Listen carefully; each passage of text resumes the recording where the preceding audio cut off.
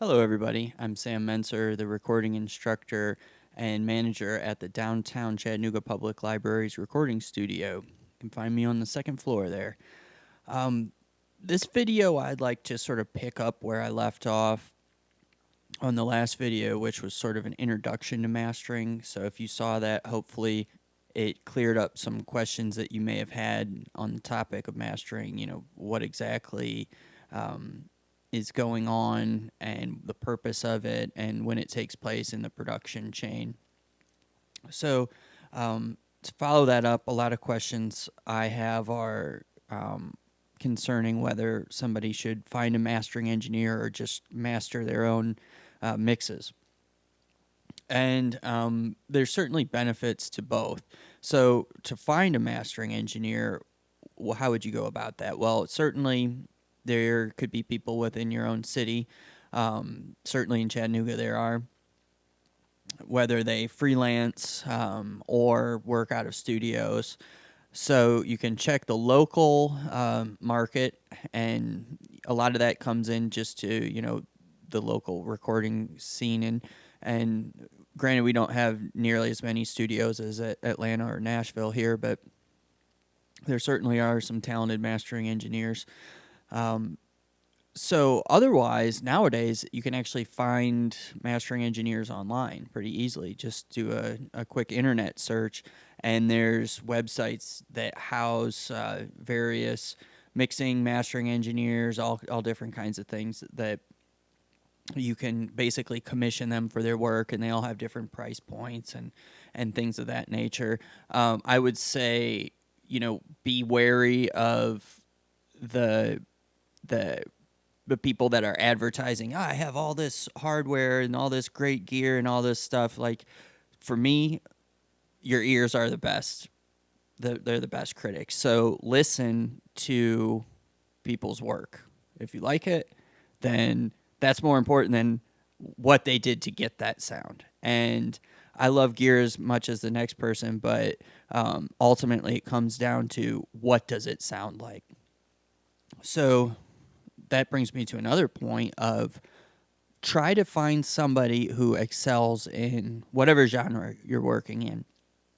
For me, I work in all different genres, from hip hop to punk rock to jazz to hard rock to blues. So I'm kind of all over the place, and I I look for a mastering engineer that would be versatile, or I try to find somebody who's a specialist in one of those particular genres. Now, when I master myself, I try to think of myself as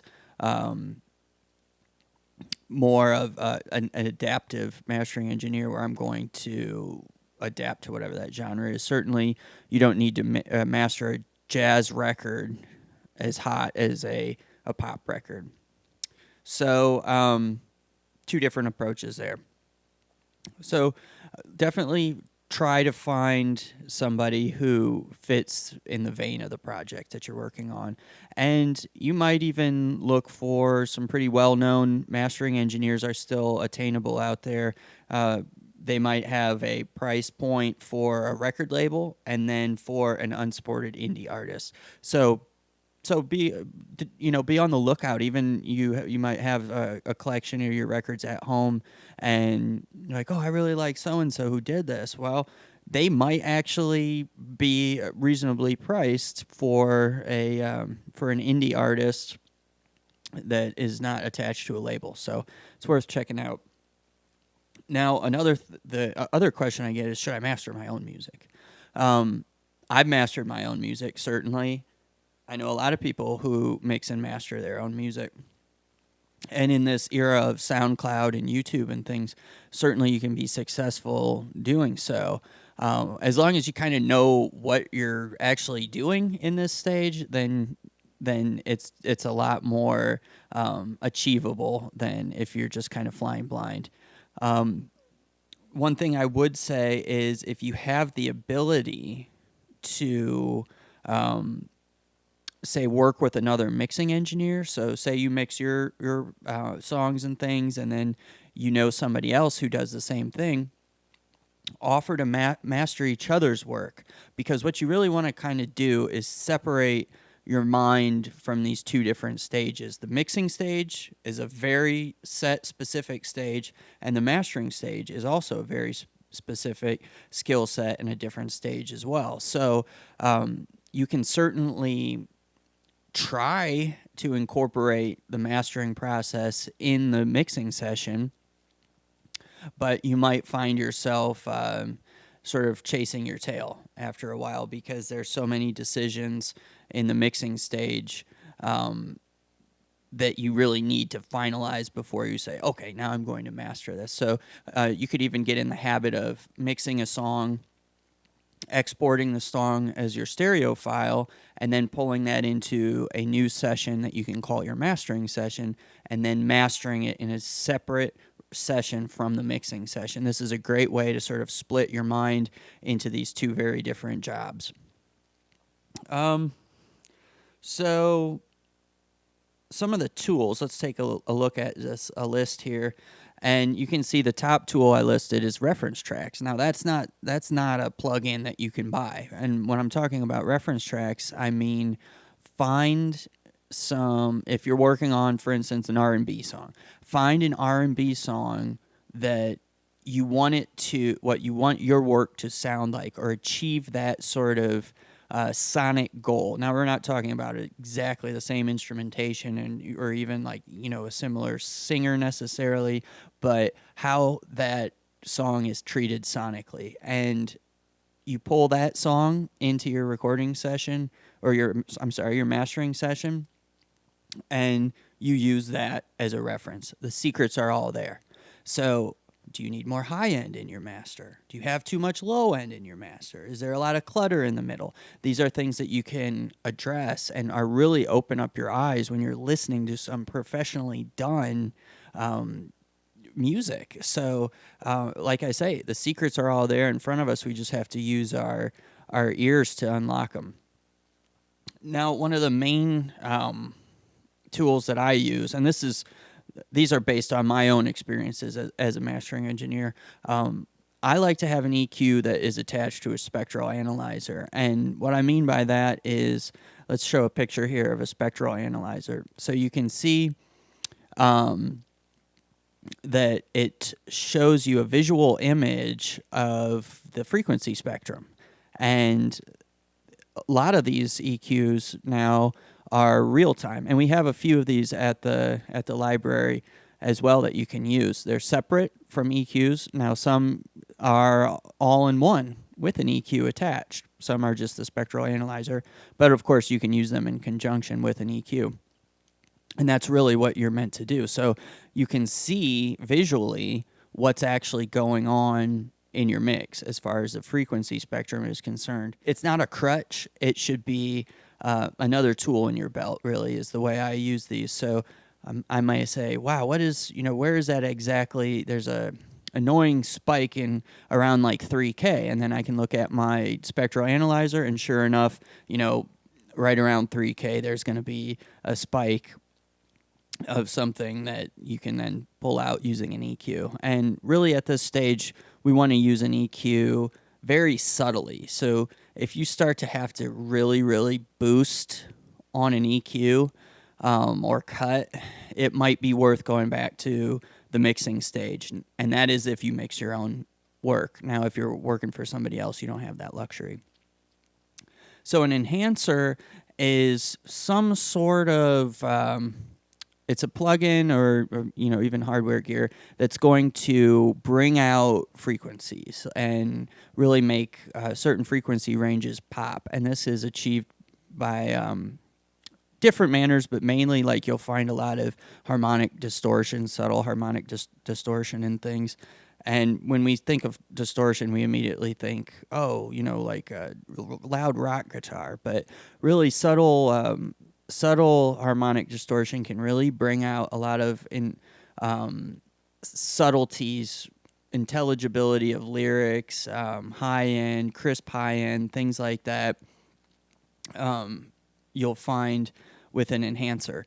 And all different plugins, some may be, like if you just go to, say, Waves, we have a bunch of these Waves plugins at the library, but if you just go to like the Waves website and look at their enhancers, I mean, they've got like 2 pages of different enhancers with different flavors, essentially. A compressor. Personally, I like to put a little compression on my mix bus during mixing stage. Not too much, just a little bit to tie everything together. But a lot of times compressors are used at the mastering stage to sort of try to get more oomph and punch out of the entire mix and really like bring it to life. And there are compressors that are designed specifically with mastering engineers and the mastering process in mind. At the studio, we have some made by UAD, their precision line, which work really well at the mastering stage. So you just kind of have to toy around with some different products and see which one you like the best. That's the only way you're going to learn. And what's great is companies like Waves and UAD, they have Sound Toys is another one. They have these trials that are like, anywhere from a week to 30 days even to try out the products before you actually purchase them. But what I would make sure is that especially like Sound Toys, I think it's a 30-day for everything. So wait until you have your projects are lined up and ready to go, and then do it, and really hit the ground running. So the last item we'll talk about is the limiter, and that's what you're going to hit last on your mastering chain. And the limiter, you're going to set a threshold for the peak, and any signals trying to cross that peak are going to be stopped in their path, basically. What you can then do is pull up the softer sounds within the mix and bring them up to a more even level, and then you can, a lot of times people will over limit these days. I mean, it's been going on for quite a while, but basically you can get a louder overall sound, and that's what mastering does. Is it will sort of even everything out at a certain loudness level. Now, when we're talking loudness, we're talking about measuring an average over the entire song, not just the peaks, but there's a specific average, LUFS, sometimes called, some people will call it LUFS, but it's loudness units full scale, and that's the measurement over the song, the average loudness of that song. Now, certain playback engines, Spotify, YouTube, iTunes, they all have different averages that they play back your songs at. So I don't have any of the numbers off the top of my head. I want to say at one point Spotify was minus 14 LUFS. It might be minus 12 now. But anyway, if you give them a song that's mastered at minus 10 LUFS, they will play it back at minus 14. So they're going to bring that song down. Now, they're supposed to also turn music up. I'm not so sold that they always do that, but they're supposed to. If it's like minus 16 and their playback is minus 14, they're supposed to play it louder. I'm not sure if they do or not, but I would err on the other side for having your music played back, because subjectively speaking, people like louder music. And that sort of wraps up the tools. One thing I want to talk about at the very end here is the idea of what I call faux mastering, and that is sort of implementing the mastering process within your mixing session.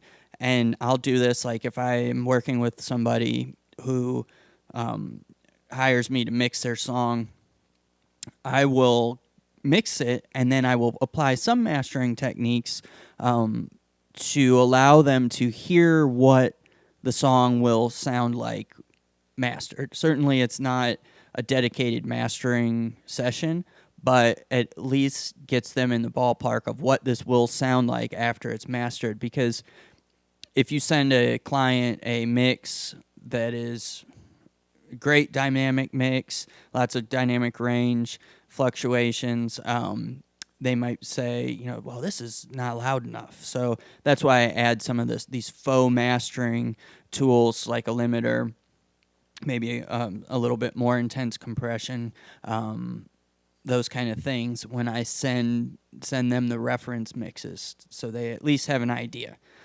And that's it. And if you have any questions, certainly reach out to me. My email's on our website. And take care, and everybody be safe. Catch you later.